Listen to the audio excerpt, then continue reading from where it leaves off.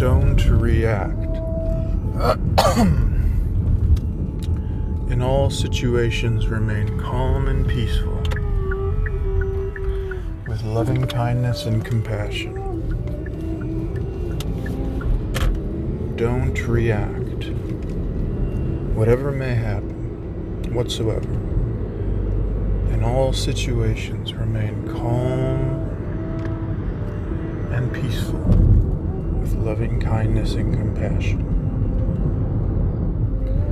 If you cannot react when things in your environment happen, which they tend to do, you will remain calm and peaceful. And eventually, with practice, it will become very natural, a very flowing state of calm awareness. And this is all we need to do. In spirituality, Buddhism, Christianity, Islam, all different kinds of religions and philosophies, what is our goal with them? I try to break things down in their most simplest terms. That way we can discover the truth for ourselves the best we can. So we must put down the books and eventually even put down this lecture or teaching, whatever. And we must focus on our breath, remain calm, and think about these things. Investigate these things. Ask yourself, well, if you start with the premise that we cannot control reality, in my opinion, that's a very, very good place to start. Realize this. This is the first step. Realize we cannot control our reality. We are helpless.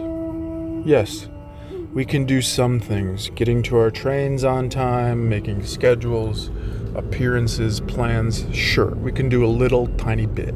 But in the grand scheme of things, it is nothing. Absolutely nothing. The truth is that we have no control over our surroundings or reality. So there's no reason to worry about them. We try to do the best we can and we move on. That's it.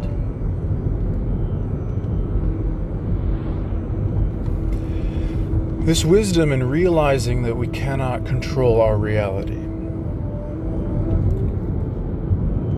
This brings us and leads us to the next question, a very important self-investigation question. So if I cannot control my reality, if we can just suspend our thinking and just all agree on that for the time being, let's assume that we cannot control our reality, even if you disagree. Just play along with me. And I firmly believe we cannot control our reality, just throwing that out there. But let's say we cannot control our reality. The next question then is, what then can we control? Interesting question. Very interesting question. If we cannot control the reality around us, what then do we have the power to control? Nietzsche said, all life is a will to power and nothing besides, and I agree with him. But I think there is a level of control that we have, and I can prove it. In all and any situations, no matter what may happen, we have a choice of how to react. The choice is ours and ours alone. If we cannot control reality, what then can we control? When things occur, we can control how we react. We might react in anger. We might react in happiness. We might react in joy. We might react with despair or anxiety or fear. These are all rebirths. In my opinion, the best way that I've found to go about it, and the best way that the Buddha found was, and amazing people like him, like Jesus and everybody else, and other Zen monks, you can choose not to react. You can tap out of the game altogether and remain peaceful Why peaceful, you say? Why remain unattached? Why not chase happiness? Because happiness just ultimately leads to suffering, because it's just more things that you're chasing, more things that you're reacting to, more things that you're being born into, more realms. If you choose to tap out of it and not react to anything, remain peaceful and compassionate. Well, why peaceful and compassionate? What's that got to do with it? Well, the golden rule. Do unto others as you would have them do unto you, like Confucius and Jesus said. Because what's our goal here? Our goal is to not suffer. Our goal is relative happiness. Doesn't mean happy all the time, but you can remain peaceful all the time. You cannot have suffering all the time. It does not mean happiness all the time and pain-free all the time. That's an illusion. That's another reaction to our surroundings and our reality that we cannot control. That's another attempt at control. And this attempt at control is what causes suffering, because we have a negative attachment to control. Let go of your controlling. Let it all go. We cannot control this reality around us. The only thing that we can control is not reacting to it, is letting go of it. Test it. Test it for yourself. You can't grow wings and fly away. You can't always control things, even though you might try the best you can. All people suffer. Babies suffer. Animals suffer.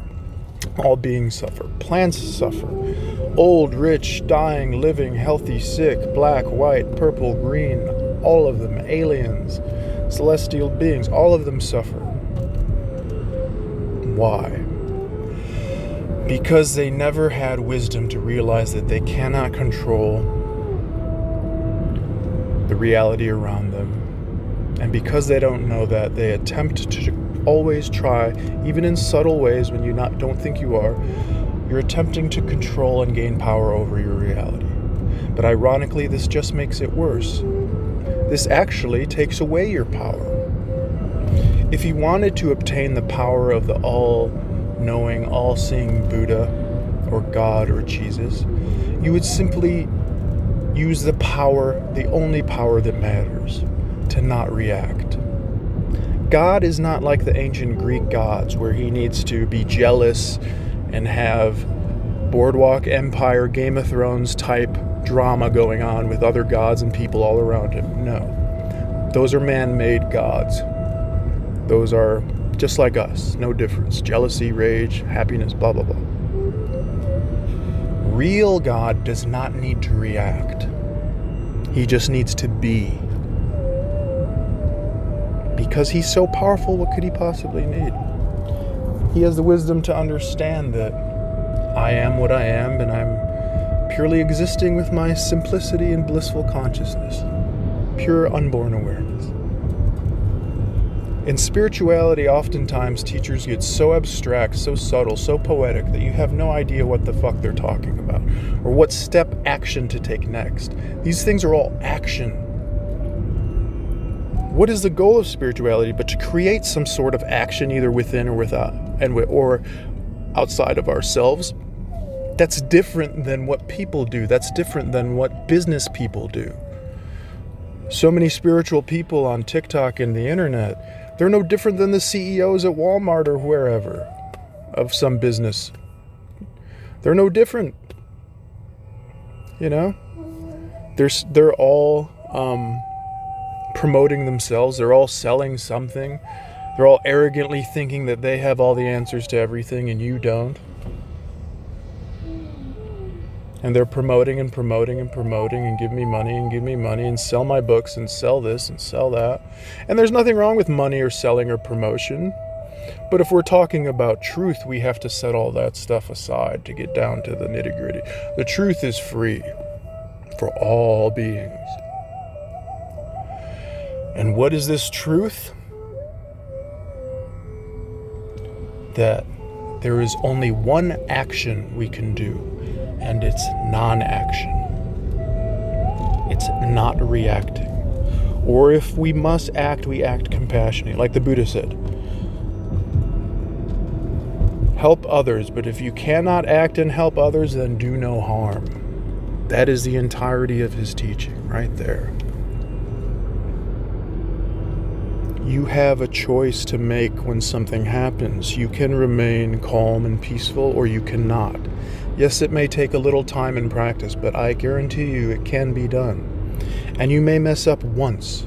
You may mess up twice, 1,000 times in your life. But eventually you will get there because the wisdom is there. Because you will see, it's a science. When something happens, I can remain calm like the guy on Office Space or the Big Lebowski. And it's kind of funny, things tend to work out better in your favor. The universe gives us a nice little gift that way, when we are remaining calm and peaceful. Yeah, but what about situations where there's a gunman and you have to run after him? And yeah. These are just logical scenarios, and God or the Buddha gave us a brain to use our brain with common sense in situations like that to help others. Don't be silly. Of course, sometimes you need to do stuff like that. Most of the time, your body, God's genius built in with us, our natural brain that will just react without us having to do anything. If your child's in trouble, you help them. A stranger's in trouble, you help them. If there's a situation that you can solve, you solve it or attempt to and try the best you can. Simple stuff. Extremely simple stuff. I've spent my whole life digging through books trying to find some kind of hidden knowledge, hidden words, and I did find a magical term from Robert Adams and Ramana Maharshi and Buddha, and I had to kind of switch it around to something that I like, but they're all saying the same thing.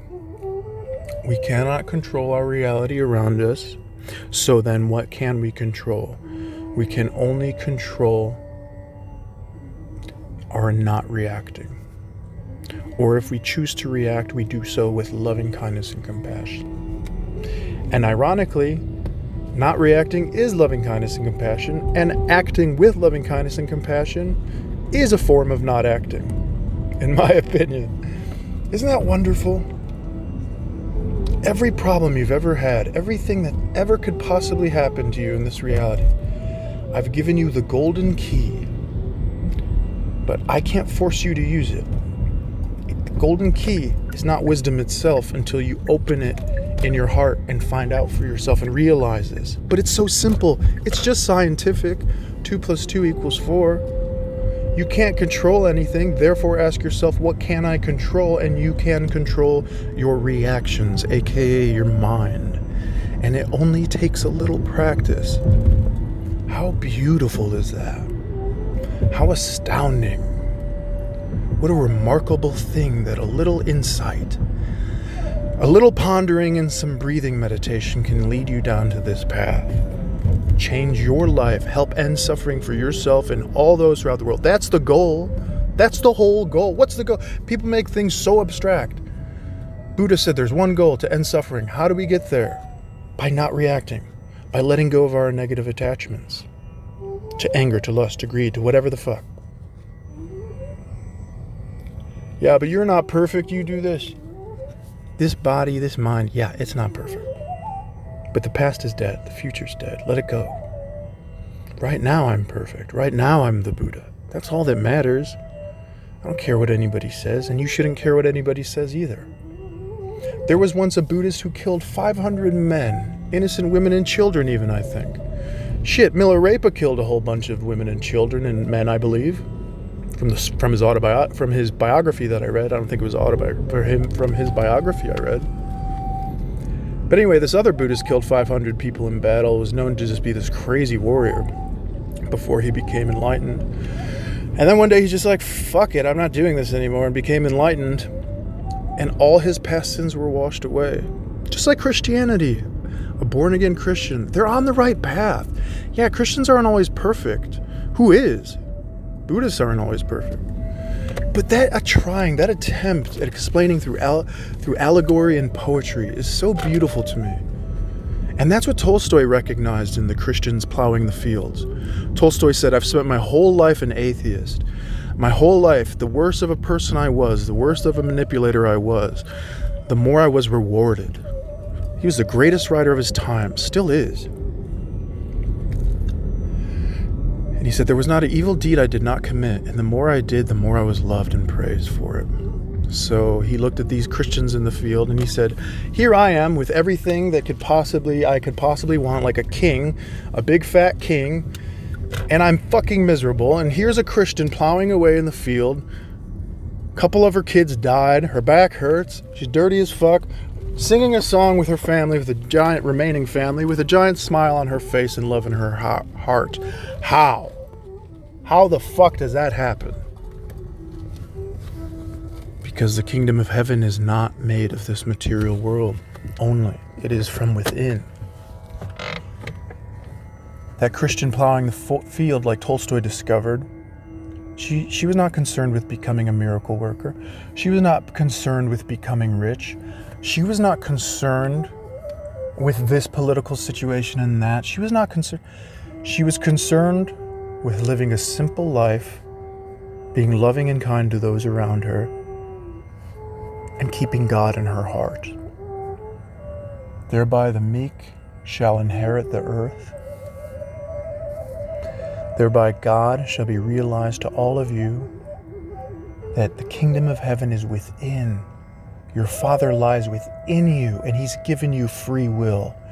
Yes, not complete free will like man thinks in the material sense. If I have free will, I could just grow wings and fly away. No, that's ridiculous. But He gave us the most subtle, powerful form of free will, of choice, to choose not to react. I would argue even people who have mental illness, even people who have disabilities, even people who have special needs, they all can realize this choice. Maybe not as, they can't do it in such a detailed, articulate way as us, but they feel God's love like an animal can feel God's love. Not that they are animals, of course, but they're beautiful human beings. My son has special needs. He's actually one of the smartest people I've ever come across, and best people I've ever come across. And I'm extremely proud of him, and I love him dearly, as well as my daughter. But what I'm saying is, you can just have a little energy. That's what not reacting is, a little subtle energy. That's what loving kindness and compassion is. Subtle energies. The language of God is these vibrations, like Tesla said, like Bruce Lee said, like Jesus, Muhammad, Buddha, like all of the true saints. Not the con men charging you money, giving you a whole bunch of song and dances to run through, a whole bunch of books filled with bullshit to make money. No, this is different. We don't charge money for these teachings. You never charge money for spiritual teachings because it's pure truth, God's children, the message is available to all. I'm here to bring you the good news that the choice is yours. Just like Neo in the Matrix, he gave him a choice. And you could remain asleep and suffer, or you can come with us. Come follow me. Come follow Jesus. Come follow Buddha. And then you become that and you tell other people to follow you. What can I do? Everything's so subtle. Everything is so poetic in spirituality. They never give any common advice. I am giving it to you now. Take action by non-action. When things happen around you, remain calm and peaceful. That's it. Don't react. It's the same thing. Don't react. You have that choice and that power. I'm sure you must have seen some example in a movie or a video or a book where something happened to somebody so unbelievable and he just decided to be the bigger man and walk away or not react. He has complete control over his mind. Like Duncan Trussell said, he was paraphrasing the Buddha. Somebody throws an insult at you with anger. It's an arrow of anger that lands at your feet. Why would you pick it up and continue to stab yourself in the leg? I can't believe that guy called me that. How dare he challenge my ego? How dare this? How dare that? And you're in the realm of hell, born, stabbing yourself with the arrow of anger. And there's all kinds of arrows. Arrows of happiness, arrows of joy, arrows of hate, arrows of anger, arrows of fear, arrows of anxiety, depression. When things are triggering you, all of reality is only one thing, an arrow shot at your foot. You can choose to react or not to react. And this is the most important, beautiful message that I think I've ever come across or helped to create myself. Of course, I didn't create this myself. It doesn't even matter if I created it or not. The Buddha created it, God created it, the universe created it, whatever. But I'm passing the torch on to you that's within your heart. You can become enlightened in this very lifetime. And the enlightenment is that, oh yeah, reality is unsatisfactory by nature. Reality is impermanent by nature. Nothing lasts. Reality has no inherent self by nature. It's empty.